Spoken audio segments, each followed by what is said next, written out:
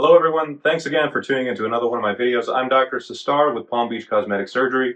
And today, I get to talk to you about something called a mommy makeover. I'm sure you've seen the term on the internet. It means different things to different people, to different surgeons, to different patients. So I'm happy that I have the opportunity to kind of nail down some of the details of the procedure and tell you what to expect on the day of surgery.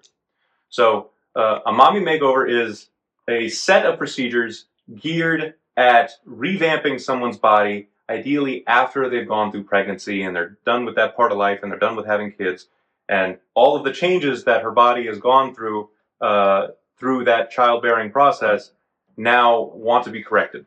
So there's three aspects to a mommy makeover. There is a breast procedure, there's an abdominal procedure, and then there's a procedure to reshape the butt. So depending on what surgeon you go to, you might get a different definition, but really it's those three aspects. So from the perspective of the breast, it's a combination of a breast lift, a breast aug, or both of those put together, a breast lift aug.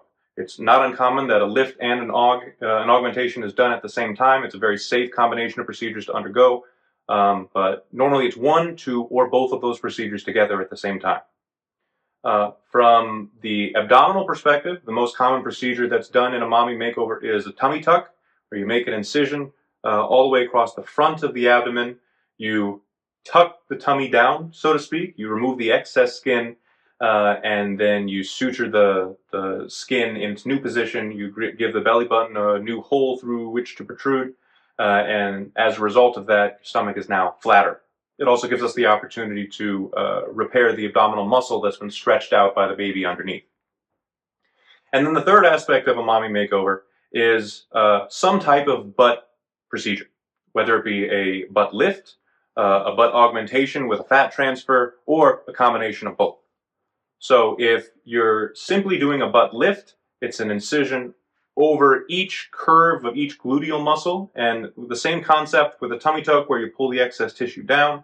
With a butt lift, you pull the excess tissue up. It lifts all of the skin overlying the butt muscle up into a new position. You excise the excess skin, and then you suture it in place, and you're left with a higher butt. One of the drawbacks to just performing a butt lift is it tends to flatten out the butt, and that's not the goal in a lot of people pursuing a butt lift. So a lot of times it's combined with one or two different other procedures. One procedure that you can combine it with is a BBL, where you use the incision that you've made as an opportunity to transfer fat from one area of the body to the other.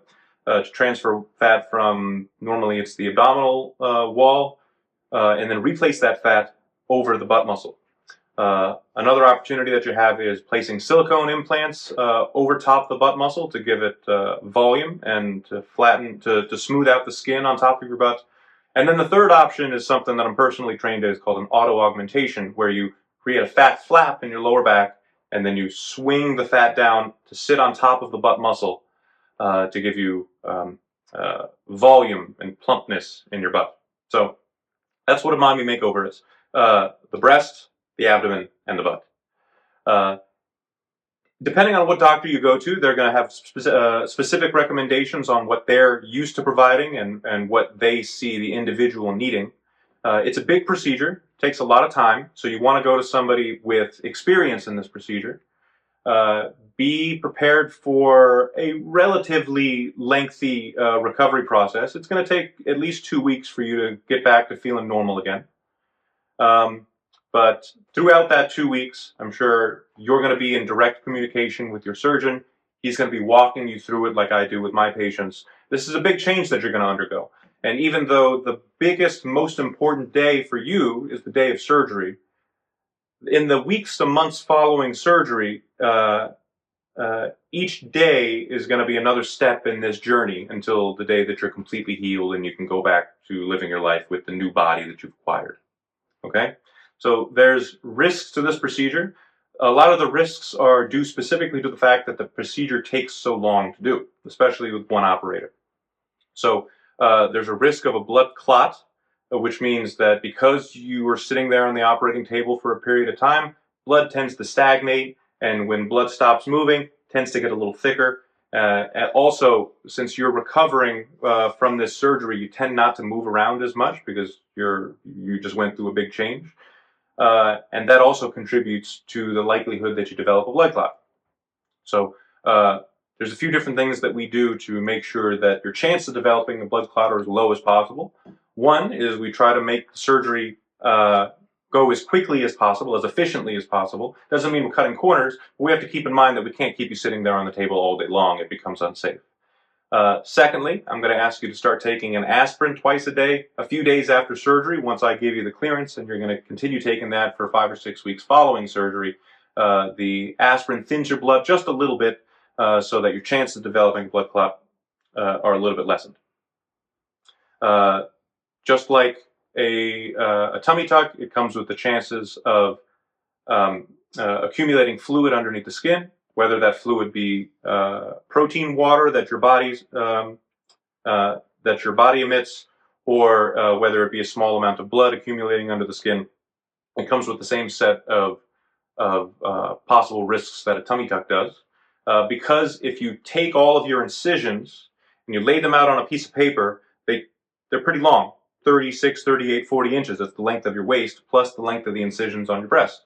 So it's not uncommon that you have a little area on this very long incision that doesn't go according to plan. You either have a suture spit out, or you have a little bit of a wound opening, maybe you have a little bit of leakage of fluid or bleeding following surgery. It's nothing to worry about. That's why it's so important for you to have a direct line of communication with me, so I can tell you that this is nothing to worry about, that this comes with the territory, this is expected, or if it's something that warrants you coming into the office and me seeing you in person. So that's what a mommy makeover is. It's a big procedure. It's several small procedures put together. Like I've said before, it's important for you to sit down and have a discussion with your surgeon beforehand so that everybody's on the same page, so that you know what to expect, so that the surgeon communicates with you and you can communicate with him or her, so that everybody's on the same page and there's no surprises going through this process. Thank you so much for watching my video. Once again, I'm Dr. Sistare. If you have the opportunity, come speak to me personally and I can talk to you all day long about this surgery stuff. Consults are free. I'd love to sit down and figure out exactly what I can do for you to help you achieve your cosmetics goals. The practice is Palm Beach Cosmetic Surgery. Thank you so much.